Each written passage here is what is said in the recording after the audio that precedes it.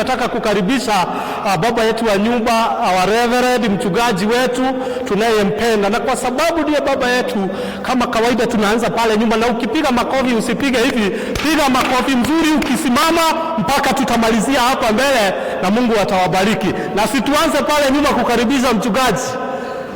Tukisimama, asante. Unapiga mpaka mchungaji wetu anafika hapa.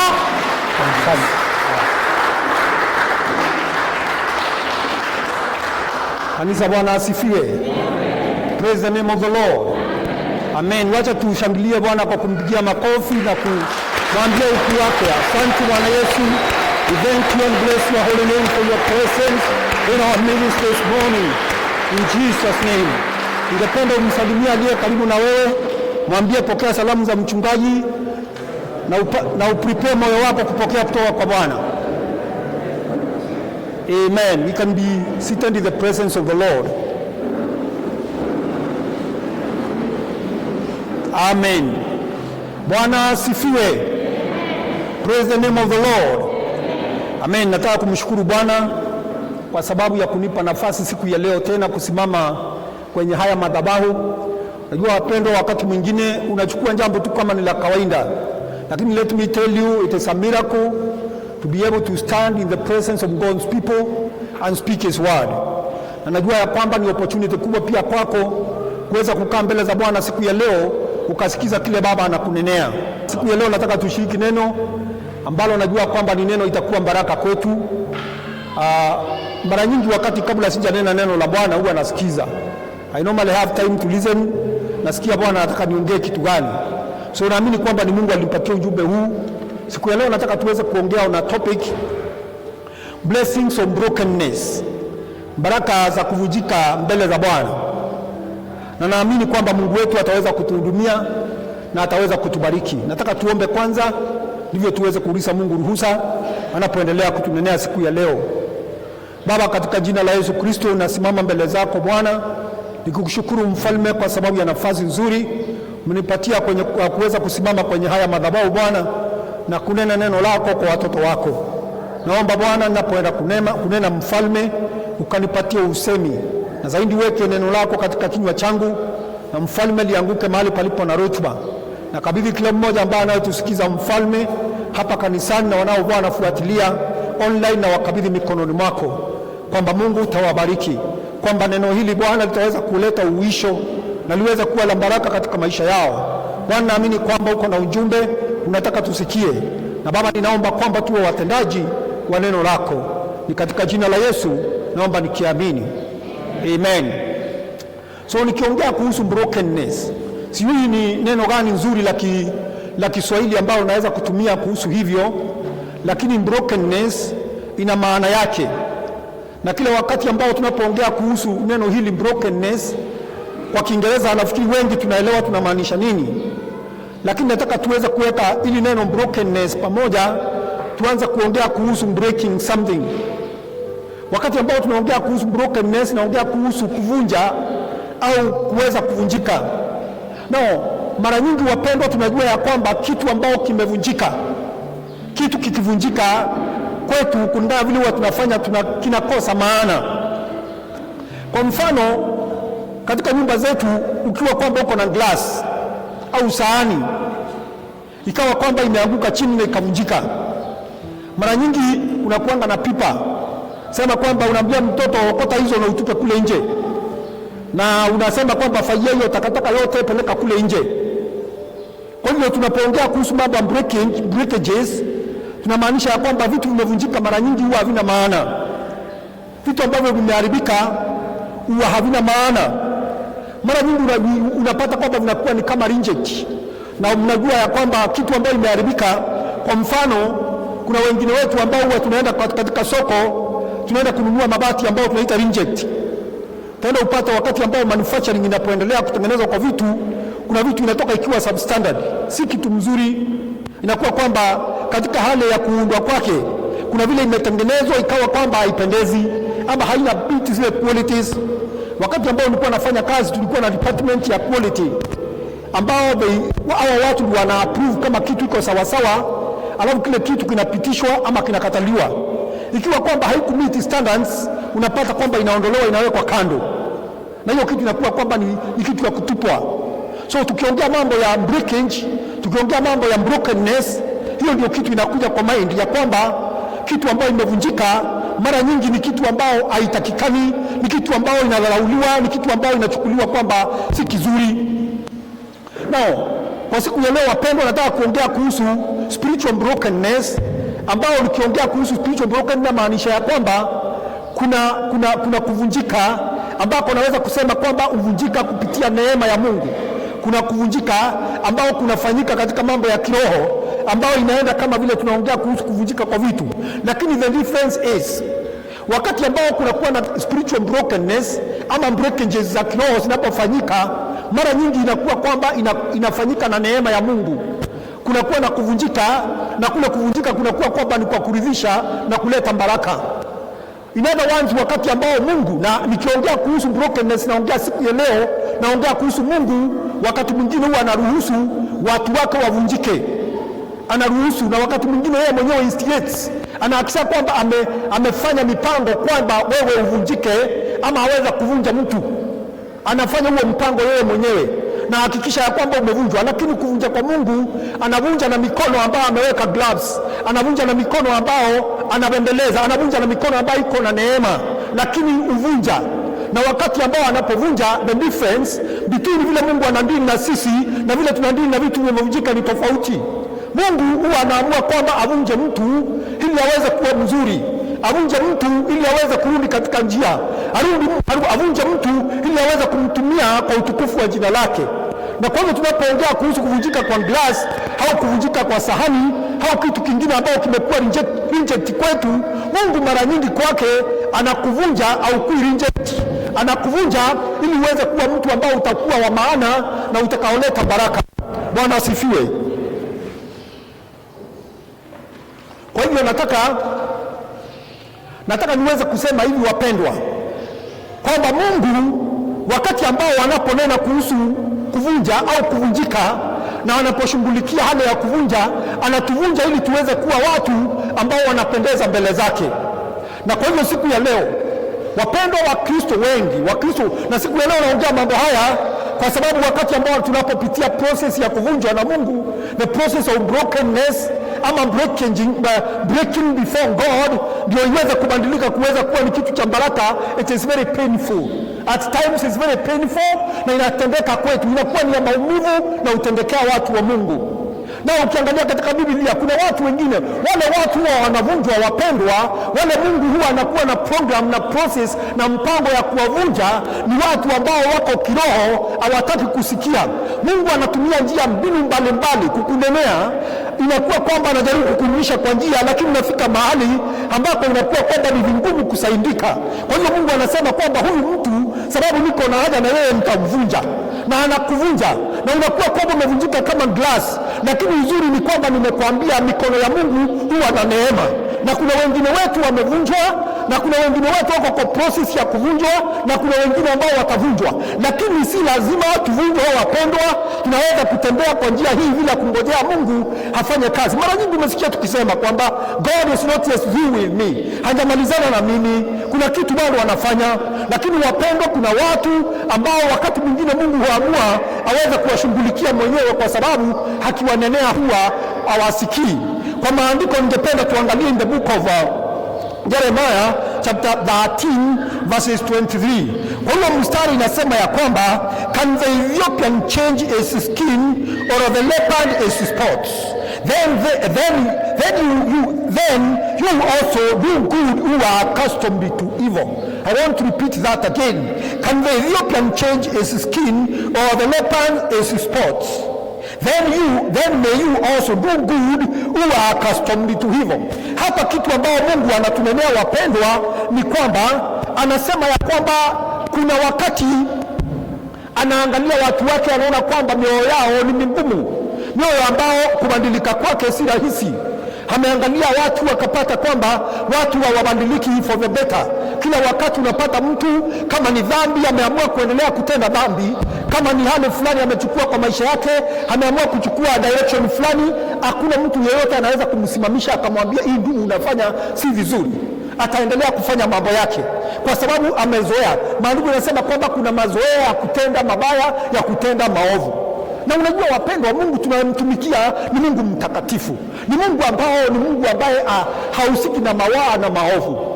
Kwa hiyo Mungu anataka wawe na mimi tuweze kurudi na kukaa kama vile anataka, kwa sababu he is a holy God, he demands holiness. Na kwa hiyo inakuwa kwamba unapata kuna mtu ambaye yeye maisha yake anafanya vile anavyotaka, you know your own things. Na kitu Mungu anatuambia wapendwa ni kwamba anauliza, kama unajua akiongea kuhusu Ethiopia kulingana na Biblia, na ukiangalia akitaja Ethiopia ni kwamba wa Ethiopia kulingana vile watu wa Middle East walikuwa na waona nyakati hizo walikuwa watu weusi. Sasa wanashangaa, unajua wao ni wanakana wako vile wanaonekana, the way they are, na sisi tuko vile tuko, kuna utofauti wa rangi ya mwili. Wewe ni msharati, unapata kwamba unaendelea kufanya usharati. Kama wewe ni mwizi, unaendelea kuiba na uko kwa nyumba ya Mungu. Anasema kwamba unakuwa stiff necked, ni mtu ambaye shingo lake limekuwa ngumu, huwezi kulipindua pande hii ama nyingine. Ukimwambia kitu hawezi kusikia, hata ingia katika mahali ambako Bwana ananena namna gani. Wewe kwa mkutano ambao kuna mlipuko kiroho, Bwana anakunenea kwa njia yoyote ile, unapata kwamba hiyo maneno haingii kwa kichwa chako, lakini wokovu wako matunda yake si sawa. Sasa ndio anasema ya kwamba anahitaji avunje wewe ndio kitu kizuri kiweze kutoka. Anasema kwamba anakuangalia, anasema kwamba kama unaweza badilisha rangi ya mtu mweusi akuwe mzungu, basi hata yako inaweza badilishwa. Na anasema ya kwamba pia uache kufanya shingo yako kuwa ngumu. Anakuambia kwamba tahiri moyo wako uweze kuwa mtu mzima kwa mambo yako ya kiroho. That is what God is telling us. Lakini unapata kwamba watu wengi wanatembea na Bwana, unaishi ni hypocrisy, haufanyi mapenzi ya Mungu. Inakuwa kwamba matendo unayatenda kwa sababu una uwezo wa kucontrol maisha yako, because you are still under the control of the flesh. Kwa hiyo Mungu anasema kwamba something must be done to the son. Lazima nivunje yeye, ndio kile mbegu ambao nimeweka ndani yake. Let me tell you brethren, something happens wakati ambao tumetoa maisha yetu tukampatia Yesu. Wakati ulisikia neno la Mungu ukaokoka, kuna a lot of power ndani yako, kuna potential kubwa ya Mungu iko ndani, lakini cannot be released in the situation ambao umeamua kuishi katika hali ya kitambo. So Mungu anasema kwamba something must be done. Yule jamaa aweze kuwa mtu anaweza tegemewa katika mambo ya Mungu. Ukisoma katika maandiko in the book of John, I want us to look at chapter 12 verses 24. Ukiangalia katika the book of John 12 verse 24, Mungu anatuambia hapa ya kwamba anasema most assuredly I say to you, unless a grain of wheat falls into the ground and it dies, it remains alone, but if it dies, it produces much. What a brother, my sister, ukiendelea katika hali hiyo ya ile hali ya ukale, ile hali ya kuwa kichwa ngumu, ile hali ya kutovunjika mbele za Mungu, unaendelea kuwa vile ulivyokuwa. Lakini unajua kwamba kuna kitu Mungu anatafuta ndani ya maisha yako, my brother. God is looking at you, na kuna kitu anataka itoke ndani yako. Mungu anakuangalia, kuna kitu anataka apate katika maisha yako, lakini umemnyima kwa sababu umeamua kuishi kama mtu wa kale. Na kile kitu Mungu anasema hapa katika maandiko, anasema kwamba you must change, na anasema kwamba ndio yeye ndiye atahusika mwenyewe. Anasema sasa hii mbegu imeamua kukaa vile kutoka mwanzo. Anasema nitaifanyia kazi. Na anasema kwamba hiyo mbegu ndio mbegu iweze kuzaa, my brother sister. Kila mmoja wetu hapa tunajua ndio mbegu iweze kumultiply, iweze kuwa kitu ya maana kwa mpanzi au kwa mkulima. Ni lazima hiyo mbegu ipandwe, iweze kumea, ndio izae. Sasa wewe umekaa vile ulivyo, umekuwa singo ngumu, umekataa kusikia Mungu. Anasema kwamba hii mbegu itaendelea kukaa hivi. Kwa hiyo anasema kwamba kama haivunjiki itakaa hivyo na itazaa matunda, na anataka kupata matunda kutoka na hiyo mbegu. Anasema kwamba nitashughulika kuwa na hali ambao ni ya kutenda dhambi kila wakati. Have you known, na umewahi kukaa chini ukatafakari ya kwamba kuna watu ambao wanasema wameokoka, kuna watu ambao wametengwa na Mungu kwa hakika kwa njia ya wokovu, lakini maisha yao wanaishi katika dhambi wakati wote, na you repeatedly does these things. Unaishi kwa dhambi na umeng'ang'ana kwa dhambi, na unakuja kwa kanisa unaonywa, unasikiza kwa redio unakanywa. Asema kwamba nitashughulika. Mtu ambao huyo mtu ambao umejawa na kiburi sana, na Mungu anaangalia leo kiburi. The Bible says, Mungu anasema kwamba pride comes before a fall.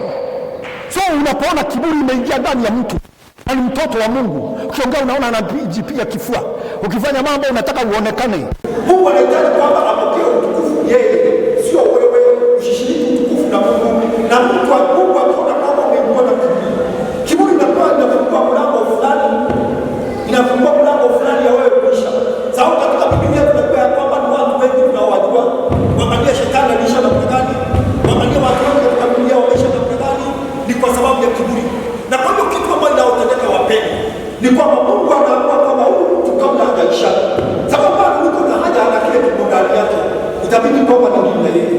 So he decided to break you, anaamua kuvunja, na kuvunja inakuwa painful, lakini kwa kwamba he still working wewe kutoa kitu mzuri kutoka kwako. Kitu kingine ambacho inafanya Mungu aweze kudumu na wewe na kuvunja ni stubbornness. Stubbornness unapendwa ile hali ya kwamba utakanwa, unaamua na usikii. Ndio kuna watu ambao wakishachukua kitu fulani kwamba ni hivi, hata watu wanataka malaika ashukuru amtaje jambo utaacha, sababu naamini kwamba yes it is me. Mimi nikisema nimesema, mimi ndio nasema hapa. Na kuna jamii zingine hata katika nyumba zetu, hata kama mzee hawezi kuambiwa kitu na mama, ama akaje na hata mtoto wake mkubwa amwambie mzee, hii ndio nafanya si sawa. Yeye mtu ambaye sio stable. Hata kanisani hapa kuna watu wengine stable, alimekodi hata mimi, kuna wapendwa wengine sisemi jina la mtu, unapata nimekuta pale kanisani hapo ofisi, nimemwambia my brother, hii kitu unafanya si sawa, na hiyo mambo usirudia, ama probably umepata umetenda dhambi, nimekuja pale nikamwambia my brother, hiyo hatua hiyo njia unaenda si nzuri, na kuombea unaenda na rudi unaendelea na mambo yako. Ukija tena unasemekana umefanya, unakuwa kama wewe sasa ni kama wewe ni kwa mchungaji napita na kuongeleza usikii, wengine wanakuongeleza, mimi wazee wa kuongeleza usikii, mawapenda wenzako wa kuongeleza usikii, you are so stubborn kwa jambo ambalo unalofanya. Na si dhambi peke yake, kwa mambo mengi watu some people are so stubborn, hata ukimkanya kitu asikii. Mungu anasema okay, I'm going to show you, anapanga kwamba atakuvunja ili aweze kukuvuta tena. It's so painful, lakini baadaye utasimama na kusema kwamba Mungu ni Mungu. Kwa hivyo wapendwa, we need to deal with stubbornness katika maisha yetu kama watu wa Mungu. Jambo lingine ambalo linaweza kufanya Mungu alinde na wewe ama akuvunje ni katika hali ambayo ni rebellion. Unapata rebellious spirit, unapata kwamba wewe ni rebel against authority, you rebel against other people. Unapata kwamba kuna mwelekeo wa Mungu anakupatia, anakuelekeza kwa njia fulani, then you are rebel. You are to rebellious mtu ambaye ukimwambia kitu atatii, atanyenyekea, particularly ana authority. Kama sasa kanisani kuna mchungaji, kuna wazee, kuna wale wengine wanasaidiana kwa kazi, hata katika department kama huko. Kitu kisemekana wewe unasema huyo. Watu wanasema kwamba tukujeni mimi tukutane kwa mkutano fulani tufanye. Utapata watu wanakuja na wewe ukuji. Kama vile akina mama wanaambiwa kwamba wakutane ama wazee. Ukuji, you rebel against that authority, kwamba kuna kitu umesema hausikii. Upata kwamba kwa vitu vingine unaona kama vidogo, kama vitu kama tithes and offerings. Unapata kwamba ni kitu ambacho tumekuwa kwa maneno kwa neno la Mungu kama rebellious, you say that what I cannot do. So wakati mwingine unapata kwamba mtu anakuwa rebellious. Ukikanya hii asikii, ukimwambia hii asikii, unashindwa kujaji. So na kitu ambacho atafanya when you become so rebellious, ukikanya kitu usikii, Mungu mwenyewe kushuka anasema kwamba because he loves you, anasema kwamba sikuachili mwisho tunakuwa I'm going to be with you na kuvuta na mtakutana. Some other times Mungu anaweza kuamua kwamba ufanye kitu alafu baadaye uandike, wakati ambao imekuwa ya Mungu mitoka ambao tunataka. Lakini kitu ambacho najaribu kusema ni kwamba wapendwa, Mungu anatupenda na kuna kitu ambao Mungu anataka kufanya katika maisha yetu. Wakati ambao Mungu anataka kufanya jambo katika maisha yetu, anataka kutumia kwa utukufu wa jina lake, atafanya kiungo to any extent kwa ishara kwamba ametimiza mapenzi yake. So nataka tuweze kuangalia na tuwe very careful about these things. Na usile vitu ambao Mungu anatumia katika hali ya kuvunja. Tools that God uses. Ni vitu gani Mungu anatumia kama anaamua kuvunja wewe ama kuvunja wakati ambao umekosa kufanya yale ambayo anahitaji ama nimeachilia yale nimetaja achukue shukrani katika maisha yetu. Kitu ya kwanza ambao Mungu anatumia distress. Atatumia distress. Ataleta suffering and pain in my life. Atahakikisha kwamba utapitia mambo mazito, utapitia mambo ambayo mazito kwa maisha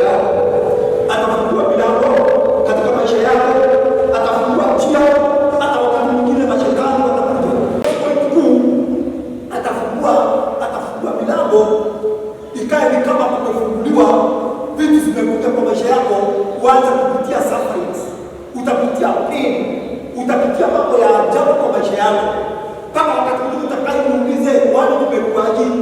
Utapata kwamba utapata pain kwa vile ambavyo labda watoto wako wanavyokaa, utapata maumivu kwa vile labda wazazi wako wanavyokaa, utapata maumivu kwa vile ambavyo labda hali ya kazi ilivyo, utapata maumivu in suffering ya kwa kukosa, you lack something that's so vital in your life. So utafika mahali mpendwa, uteseke.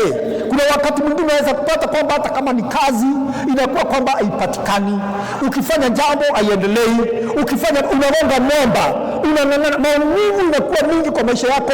Pain comes into, naweza tumia je, when I talk about distress, it means you can use anything. Unakuwa traumatic, kuna vitu ambavyo unapitia zinakuleta trauma kwa maisha yako. Pain, unaumia, unalia, unaomba, lakini hakuna kitu inafanyika. Unapitia wakati mwingine unashindwa, kwani Mungu ameniacha? Wakati ambao unapitia mambo haya, unaangalia kulia na kushoto. Mara nyingi unajua wakati mambo yanatufanyikia hivi, huwa tunaona tu shetani na mapepo ndio anatuonea, lakini kumbe sio hivyo. Wapendwa, wacha niwaambie, wakati Mungu amezaa kumako wewe na akaona kwamba umekuwa mtu mgumu, shingo yako ni ngumu, hutaki kumsikia, anaamua ya kwamba ataamua kukufuata mpaka hakikisha umepiga magoti mbele zake na umesema utukufu kwa Bwana, is going to go an extra mile. Maandiko inanionyesha kwamba ametumia mara nyingi pain, ametumia mara nyingi distress kwa maisha yako, sufferings. Watu wanapitia wakati mgumu, wapendwa. I'm going to show you in the scriptures. Unapata kwamba mtu amepitia wakati mgumu mpaka inafika mahali anakuja kusema hakika huyu ni Mungu. Na kwa hivyo I know there are many people who are listening to me. Kuna wengine labda kwa nyumba yako, maisha yako unapitia mambo, na wewe unaona tu mapepo na mashetani. Hata kufunga umefunga, hata kuombewa umeombewa, na unaona kwamba mambo haifanyiki. A lot of distress in your life. I want you sometimes to sit down and also consider, wenda ikawa kuna kazi ambayo Mungu anafanya maishani mwangu, wenda ikawa kwamba hii mbegu bado haijavunjika, wenda ikawa kwamba shingo yangu ni ngumu, wenda ikawa Mungu anasema kwamba mimi ni mweusi kiasi kwamba hiyo rangi haiwezi badilika, na ameamua kufanya kazi kunibadilisha. Kwani niambie mimi, kubadilisha kazi rangi ya mtu kutoka mweusi akae mweupe kama mzungu, huyo ni Mungu anaweza. Na kwa hivyo anaamua kukupitisha wewe katika njia ambayo unafika mahali unasema kwamba huyu ni Mungu. So uses distress and pain. Hata ugonjwa unaweza kujipata umepitia magonjwa, lakini si Mungu, mapepo yameachiliwa. Unapata kwamba mambo inakupata. Ni watu wangapi wapendwa ambao unapata wamehubiriwa injili kwa madhabahu, wamehubiriwa injili nyumba kwa nyumba, wamehubiriwa injili ya watu wa kila aina na wasikii injili. Siku moja anajipata kwa barabara. I'm sorry to use this example. Gari imegongana, umegongwa uko katika hali mbaya. Wakati ambao uko pale Kenyatta Hospital ama hospitali nyingine umelala katika hali mbaya, ndio mchungaji anakuja ama ndugu mwingine amepelekwa na Bwana, anakuja kukwambia kwamba Yesu anakupenda. Sasa hiyo machozi inatoka, unasema ndio Bwana, nimekubali. Ni nini imefanyika? Ameamua kukuvunja. Na je, ile ametumia ndugu yangu so painful, lakini mwishowe amepatana na wewe. So wakati mwingine wapendwa, God pain, na hiyo ni mfano tu nimepeana. He can use any method that brings distress in our lives. Ataalao tu ulimwengu, alao tu mwili wako, alao tu mapepo na mashetani, awaambia okay, asimame kando. Isipokuwa kesi ya Ayubu ilikuwa tofauti, lakini yako ni Mungu ameamua kukutafuta. Anasema hii mbegu haitapotea hivi. Hii mbegu hii haitapotea hivi, lazima ivunjike, izae matunda. So ndugu, kama unakaanga mkiwa mjuaji, ujue kuna yule anakutafuta. Atahakisha kwamba umepiga magoti. Na Mungu atusaidie sana. Kitu kingine Mungu anatumia ni abandonment. Yule abandon you. Utajipata uko peke yako. Umefanya vitu bwana, kila kitu inafaulu, unafanya mambo yote inakuwa mzuri, unafurahia mambo yako inaendelea vizuri. Inafika mahali ambako kwa sababu umekataa kusikia sauti yake, you are so proud, you are so arrogant, hausikii kitu kile Mungu anakuambia. Asema okay, ama umekuwa so much habitual, umekuwa kwa dhambi, it is a habit in your life. Sema okay, nimekukana, umekosa kusikia. Anasema kwamba hebu kaa kando nione utaenda wapi, hebu endelea tuone. Unajua kwa sababu uko na kiburi, unatembea tu unafikirianga kwamba Mungu wako pamoja na wewe. Unakumbuka ile kitu ambayo ilifanyikia nani? Samson katika Biblia. Maandiko yanasema kwamba alikuwa amenyolewa, nywele zimeshatolewa na ndio nguvu zake zilikuanga. Wakati nywele zilitolewa hivi hana nguvu, hana uwezo wowote. Na maandiko ukisoma pale in the book of Judges, alipojinyanyua na mrejea akasema kwamba kajinyanyua kama vile anafanya wakati ule mwingine, na ninajua kwamba akifikiria anainuka akasikia kwamba nguvu hakuna. Kuna wakati mpendwa, ukiendelea kufanya maovu, ukaendelea kufanya mambo ambayo Mungu amekukanya wakati mrefu hausikii, anasema nitakaa kando nione utafika, kwa sababu umejiona kwamba unaweza, nione utafika wapi. Ukienda hivi unagonga mwamba, unarudi unakaa chini, unaangalia hivi, unainuka tena, unaenda kwa nguvu zako mwenyewe, unagonga mwamba ingine, unarudi unakaa chini, unajaribu hii na hii kwa nguvu, unagonga mwamba my friend, unarudi unakaa chini, unasema kwamba sasa sina mengine naweza kufanya, unanyua mikono. This example happened. Nitakuwa na shiriki na wewe hapa nyuma kidogo. So wakati mwingine Mungu anatumia njia ya kukuachilia. Aachilie wewe uende ufanye mambo yako, lakini mwisho anaondoa mkono wake. Anasema okay, kama umeamua kufanya mambo yako fanya. Hata katika maisha yetu ya kawaida, wazazi na watoto. Mtoto akiwa mtukutu sana, awe kichwa ngumu akusikii, unamwambia okay, the relationship remains kwamba ni mtoto wako, because that one huwezi vunja. Hata Mungu mwenyewe relationship yetu na yeye haishangi. Hata ukiwa mwizi, muuaji, bado relationship wewe ni mtu wa Mungu, Mungu na yeye. Lakini fellowship inavunjika. Kitu inafanyikanga namna hii, ikawa kwamba pia Mungu kuna mahali anafika anakuabandon. Unakuwa abandon my friend. Unakumbuka Paul akiandikia wa Korintho, akamwambia kwamba ule mwacheni, ule alikuwa amelala na mama yake, akamwambia mwacheni mikononi mwa shetani, andini na yeye kwanza. You remember that in the scriptures? Andini na yeye alafu uone. Na wakamwachilia, na akakaa kule nje, na akavunjwa. Encounter with God. He can decide to meet with you. Na hiyo sasa encounter ikuangi mchezo. So God can meet you, can have an encounter with you. Ile hapa inakuwa impact. Na ukipita hiyo, tuwe kwamba utaenda mbali. So Mungu anatumia njia mbalimbali, kutokea tu kwa njia fulani na utakuja kujua yeye. Jambo lingine ambalo Mungu anatumia katika hali ya kuweza kutusaidia illumination. Illuminate ni kupata kumbe. Illuminate wa mind, ulikuwa katika giza, ulikuwa haujui unaoyafanya. Kuna wakati mwingine atakuja kwa kufungue macho tu, uone nini inafanya. Sio kama umekaa chini wakati mwingine ukajipanga kujisemeza mwenyewe, ukaona kwamba njia ambayo nimefuata si nzuri, njia ambayo nimefuata siletei Bwana utukufu, ukajirudia mwenyewe na ukaona makosa yako na ukanyenyekea kwa Bwana na kuomba msamaha. Kwa hivyo wapendwa, Mungu hutumia njia mbalimbali kuweza kutuleta karibu na yeye. Ningependa niweze kutupatia mfano ya watu ambao Mungu aliweza kuvunja katika Biblia. Watu ambao walikuwa wamefika kiwango wakawa ni watu ambao wanajiona kama vile nimeelezea. Moja ni pride.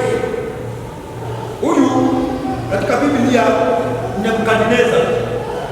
In the book of Daniel chapter 4. Nataka kuweza kuandikia hii kidogo kuhusu Nebukadnezar. Maandiko tunaelewa kuhusu Nebukadnezar. Alikuwa mtu ambaye alikuwa na kiburi kingi sana. Mnakumbuka mambo ambayo alikuwa amefanyia watu wa Mungu. Kumbuka mfano wa Shadrach, Meshach na Abednego. Soma tu hiyo mlango. Napata kwamba anaenda anachukua hawa, anawatupa kwenye moto kwa sababu amekataa kuabudu sanamu yake. Alikuwa amejifanya kama yeye ni Mungu. Amekuwa amejifanya kama yeye ni Mungu, akuwe na watu. Amechukua utukufu wa Mungu akaweka kwake. Na siku moja alikuwa anatembea akiangalia, nikamwambia kwamba utasoma kwa mlango kutoka mlango huo wa the book of Daniel. Nataka usome kutoka chapter 19, chapter 4 verse 19 na 7. Hilo jisomee. Nataka kuangalia vile kitabu. So maandiko yanasema kwamba huyu ndugu ambao Nebukadnezar tunaelewa vile alikuwa alitesa watu Mungu. Na ni kwa sababu alikuwa amejinua akajifanya kama yeye ni Mungu mwenyewe. Unakumbuka wakati ambao anaenda na Musa, anasema kwamba tengenezeni sanamu. Hiyo sanamu bila mtu aabudu.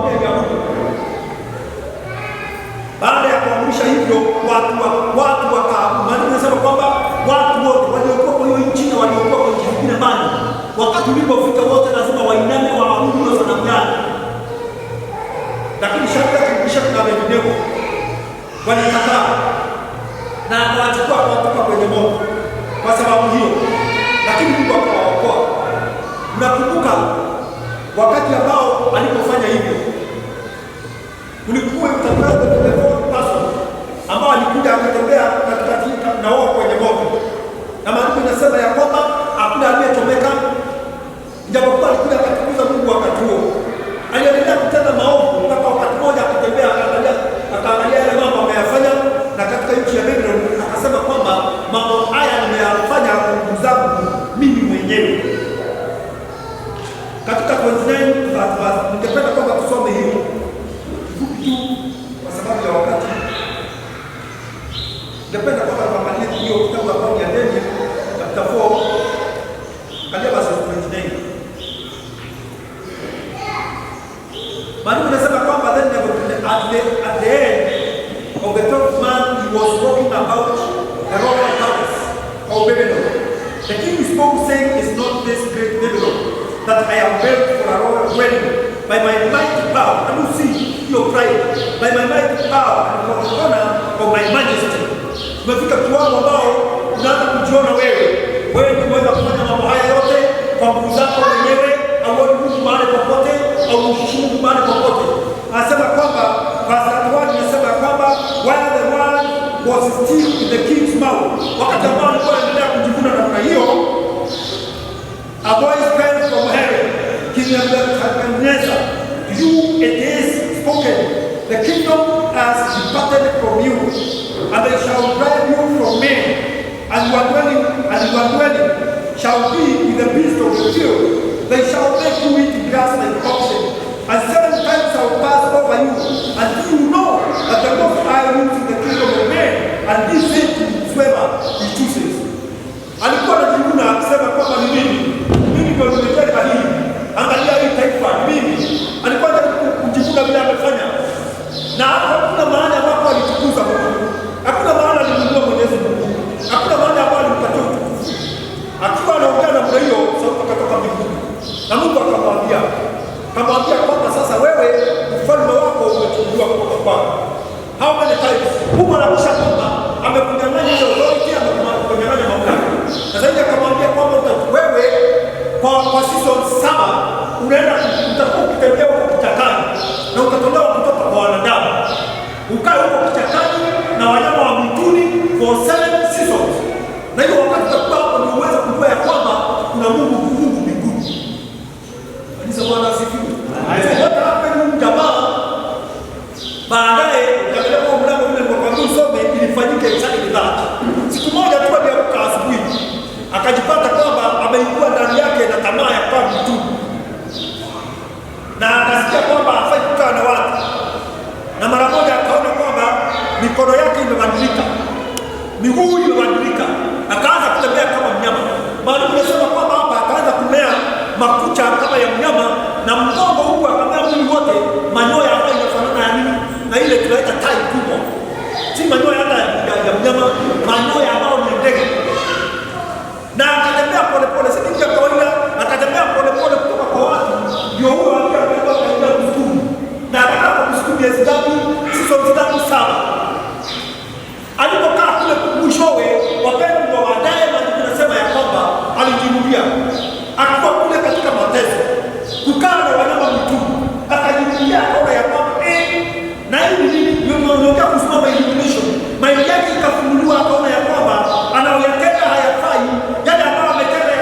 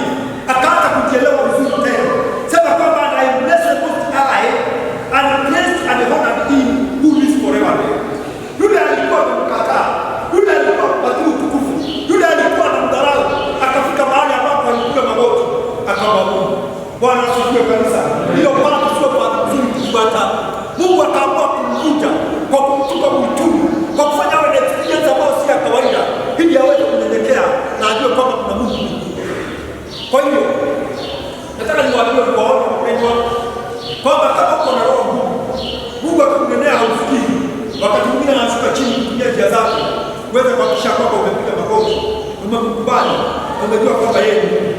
Mfano mwingine ambao atakupatia kuja kumalizia ni mfano ambao ni wa David. David ukisoma katika kitabu ya 2 Samuel chapter 11 verses 4 kwenda pale na from verses 1 to 4 na uendelee, maana tunatuonyesha wazi hapa ni jambo ambalo lilikuwa limehubiri karibuni kuhusu mke wa Bathsheba ambaye alikuwa mke wa Uria. David alikuwa amezoea kwamba alikatazwa na Mungu hata kujenga hekalu na kuabudia kwa sababu mikono yake ilikuwa imejaa damu. Alikuwa mtu ambaye alikuwa anafanya mambo ya kubwa sana. Lakini na kesi hii ilikuwa ni dhambi ambayo ndio usherati. Amechukua mke wa mwenyewe na kukaa na yeye. Na kwa kama moyo wake anasikia kuwa kwa sawa. Wapendwa, tunakumbuka vizuri katika kitabu hicho katika mlango wa 12 mstari 13 unakumbuka wakati ambao alisambiji. Wakati ambao Mfalme alikuja akamwambia wewe ndio umetenda mambo haya. Ndio umetenda ile dhambi. Na akanyenyekea na akakiri kwamba ametenda.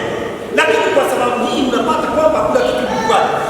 Wapendwa, in the book of Psalms 51. Psalms 51. Daudi kilio kile ambao anachopigia pale. Anasema ya kwamba ili Mungu sana kutumia kitu ambacho ni abandonment. Mungu alikuwa amemwacha kwa sababu ya yale mambo ambayo alikuwa ametenda. Maana anasema ya kwamba Daudi alikuwa anamlilia Mungu akimwambia Baba, nirudishie furaha yangu tena ya wokovu. Anamwambia Baba, usiniache. Soma katika na book of Psalms na book of Psalms from chapter 51 verses 1 to 17. Utapata kwamba kilio anamlilia Mungu pale. Unaona picha ya mtu ambaye amekuwa abandoned by God. Mtu ambaye ameachwa peke yake. Mtu ambaye sasa anatafuta uwepo wa Mungu ambao hakuwa nao. Mpendwa, na kuomba usifike kiwango ambacho Mungu anakunenea anaamua kwamba akae kando. Anatumia njia zingine zote na kwamba hausikii. Akaamua kwamba ishuda bwana Mungu so that you come to a sense. Ikawa kwamba Daudi alimlilia Mungu akimwambia kwamba Baba, usiniache, usiniondolee furaha ya wokovu. Anamwambia kwamba wacha kwamba uwepo wako uwe pamoja na mimi. Wakati ambao uwepo wa Mungu uko pamoja nasi cannot go very far. So wapendwa, naomba kwamba tuwe na moyo wa kunyenyekea. Mungu asiye kusimama kama hayo yakatufuata. Kwa sababu ya wakati ningependa kwamba tuendelee wakati mwingine. Japokuwa ningependa tuje wakati ambao kuingia leso hii ingine ya pili. Niweze kushiriki wale wengine ambao wanapitia mambo kama haya. Na ile njia Mungu alitumia kuweza kuwavuja na niweza pia kuweza kushiriki kuhusu the benefits of brokenness. Benefits of brokenness. Muhimu kwamba wapendwa tunyenyekee mbele za Mungu. Na nikimalizia ujumbe wa leo, kama unanisikiza online na kanisani hapa, ni vizuri wakati unasikia sauti ya Mungu. Wakati unasikia sauti ya Mungu, nyenyekea na utii. Kwa sababu Mungu anakupenda. Anaweza kuamua kupitisha njia ambayo ni maumivu, njia ambayo unapenda mpaka upige magoti chini ya miguu yake useme wewe ni Bwana. Lakini ambao ufike hapo utakuwa umeumia, utakuwa umeteseka, utakuwa labda umepoteza wakati wako mwingi. Wakati Mungu anasema kitu kwetu, tuwe ni watu wa kutii na Mungu awabariki sana. Amen.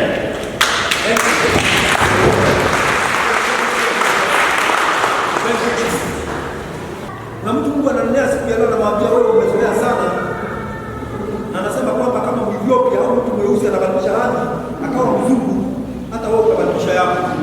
Na hao watu ndio Mungu anachukulia hatua. Na yeye peke yake ndiye anaweza kubadilisha rangi. Nakuomba mpendwa, kama unajua moyo wako uko namna hiyo, siku ya leo tunakuinua mikono. Inua mkono wa roho yako.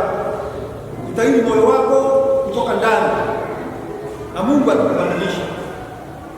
Lakini mimi singependa kupitishwa njia hiyo ya Nebukadneza. Singependa kupitishwa njia hiyo ya abandonment ya Daudi. Na njia zingine ambazo nitakuwa nikiongea juu yake baadaye. Na kuomba nyenyekea mbele za Mungu, patia Mungu moyo wako, akunenea wewe mtu wa kutii na utabarikiwa na Bwana. Atuombe. Baba, katika jina la Yesu Kristo, Mfalme wa milele, na kushukuru kwa sababu ya mpendwa huyu ambaye siku ya leo anakiri ya kwamba Mungu, mimi niko hapa, nimekuwa sivunjiki, nimekuwa sisikii sauti yako, nimekuwa sisikii moyo wangu umejawa na kiburi, nimekuwa mtu ambaye nimeanza watu mbele zako. Naomba siku ya leo unitembelee na unisamehe. Nakabidhi mpendwa mbele zako kwamba kuanzia siku ya leo maisha yenu mpendwa Bwana yatabadilika katika jina la Yesu. Naomba kwamba atakuwa na shauku ya kupenda sana kufanya mapenzi yako. Roho ya uasi, roho ya shingo ngumu, nachukua mamlaka saa ile ya kuivunja katika jina la Yesu Kristo.